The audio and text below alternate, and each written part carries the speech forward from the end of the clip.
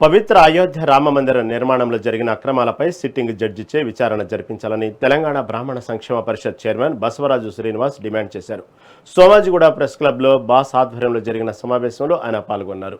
హిందువులు పవిత్రంగా ఇచ్చిన నిధులను దారి మళ్లించారని ఆరోపించారు. యూపీలో ఇతరుల ఇళ్లపైకి వెళ్లే బుల్డోజర్లు రాముడి సొమ్మును దోచుకున్న వారిపైకి ఎందుకు వెళ్లడం లేదని ప్రశ్నించారు. ఆలయ నిర్మాణ పూర్తి కాకుండానే విగ్రహ ప్రతిష్ఠ చేయడం సనాతన ధర్మ విరుద్ధమని, ఆయన మఠాధిపతులు రూపొందించిన యంత్రాన్ని కూడా గుడిలో పెట్టేందుకు నిరాకరించారని మండిపడ్డారు.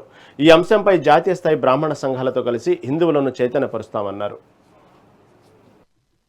జరిగిన చందాచోర్ అంటే డొనేషన్ విరాళాల దొంగల మీద చర్యల గురించి తక్షణ చర్యలు శీఘ్రగతిన తీసుకోవాలని చెప్పి ఈ ప్రెస్ మీట్ పెట్టడం జరిగింది.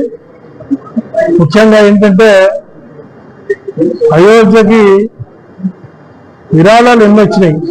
100 కోట్ల హిందువులు యావరేజ్ గా 300 ఇంటికి వేసుకున్నా కూడా 30,000 కోట్లు రావాలి, కానీ అక్కడ చూపెట్టట్లేదు. దీని మీద హైయెస్ట్ ఎథిక్స్ బాడీ ద్వారా ఒక ఆడిట్ చేయటం, తర్వాత అక్కడ జరిగిన రోజు లెక్కింపు చేస్తున్న దగ్గర డొనేషన్స్ రెగ్యులర్ గా వచ్చిన పైసలు తీసుకోవటం, బాత్రూమ్లలో పెట్టడం, తర్వాత తీసుకెళ్లిపోవటం, ఎక్కడ చెకింగ్ మెకానిజం లేకపోవటం, వీటి మీద ఎంక్వైరీ జరుగుతున్నది. సిట్ ఎంక్వైరీ మీద మాకు నమ్మకం లేదు. అందుకని సుప్రీంకోర్టు సిట్టింగ్ జడ్జా లేకపోతే సిబిఐ ఎంక్వైరీ అన్నా చేసి ఈ దొంగలందరినీ పట్టుకోవాలి. అక్కడ విల్లాస్ కట్టుకున్నారు, అయాసీలు చేశారు. ఆ విల్లాస్ దగ్గరికి ఇప్పటివరకు బుల్డోజర్ పోలేదు. మరి ఉత్తరప్రదేశ్ లో మనందరం చూస్తుంటాం, ఎక్కడ తప్పు జరిగినా 24 గంటల్లో బుల్డోజర్ వెళ్తుంది. మరి ఇక్కడికి ఎందుకు వెళ్ళలేదు అనేది మేము ప్రశ్నిస్తున్నాం. అదేవిధంగా టీటీడీలో జరిగినట్టు ఏది కూడా సిస్టమేటిక్ గా లేదు.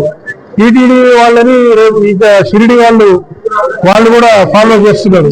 వీళ్ళు మాత్రం టీటీడీ రూల్స్ రెగ్యులేషన్స్ దాని ప్రకారంగా ఒక ప్రాక్టికల్ ఎగ్జాంపుల్ ని తీసుకొని అన్ని కాపాడాల్సిన బాధ్యత వీరి మీద ఉంది. దాంట్లో పూర్తిగా విఫలం చెందారు. అయోధ్య రాముడు